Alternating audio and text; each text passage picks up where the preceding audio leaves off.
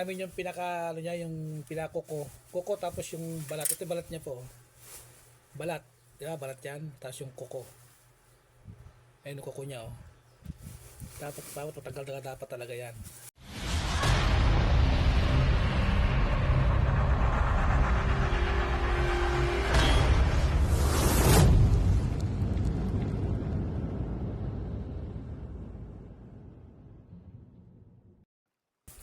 Yan mga guys, magandang tanghali sa inyo ha. At magigis tayo ng paan ng manok. Yun, dami niya no, binili ni Milis oh. So ayan, ulamin namin mamaya ito, tanghali. Hanggang gabi na po ito. Isa umabot pa nga ito rin na bukasan eh. Kasi may na kasi kumain yung mga bata, pero nakasaw kumain na ganito yung ni Mrs. So ayan, samahan niyo ako sa paglinis ng paan ng manok, mga kapatid. Maraming ano kunti ba? Ito. Kaya nagunting. Ano yan? Bawal ang pagkakas yung mga eh. Okay, YouTube na lang natin.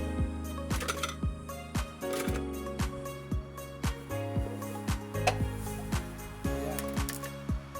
At ihiwain namin ito. Patagay namin yung pinaka, ano niya, yung pinakoko. Koko tapos yung balat. Ito balat niya po. Balat. Diba? Balat yan. Tapos yung koko. Yan yung koko niya. Oh. Dapat matagal na dapat talaga yan. Ito. Para pag kinain yan, masarap. No? Hindi na sabi sa lalamunan. Kailangan tagal pa natin yung balat dyan. Mas okay. Sarap ito kahit alubo din ng misis.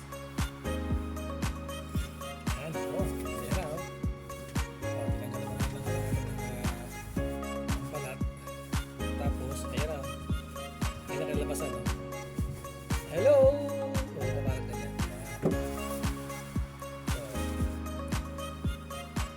Hindi nyo maalam, mas pasus tayo sa itong paan ng manok. I-search nyo po ito sa Google talaga. Ayan, inis na. Ganyan lang po, no? Kasi ito mo kasi maganda ito sa katawan ng tao pala. Ito pala. Collagen pala ang tawag, sabi ni Milis, collagen pala. Ang dami pala nabibigay pala nito na benefits sa katawan ng tao, hindi para ito basta-basta no? So dati hindi natin alam na sabi nila kasama daw noon, hindi naman yung pala nung na-discover ng mga doktor, mga scientist na may mga nag-experto na laki pala na benepisyo na kukuha pala nito sa katawan ng tao. Sasabayan pa natin ng pipino. Yung pipino kasi pakalahatan yung pipino. Naiwan yung pipino. Sayang. Saan doon kayo, no? Suki mo?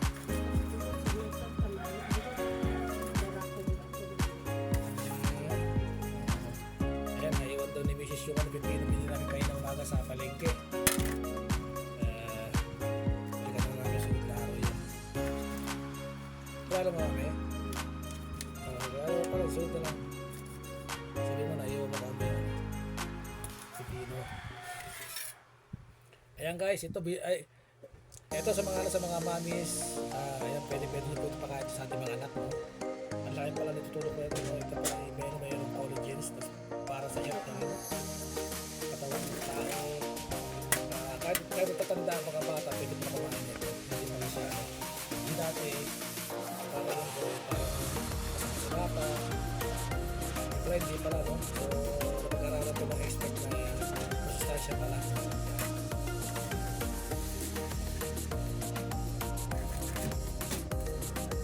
Masarap pala ito. Nakakapag-miss ito ay ina-adobo nyo po ito ng paano manok, yung tuyot para masarap, no? Yung munot yung sa paano manok, no? Talaga malambot sa pagganun talaga. Ayan. Thank you for watching. Bye.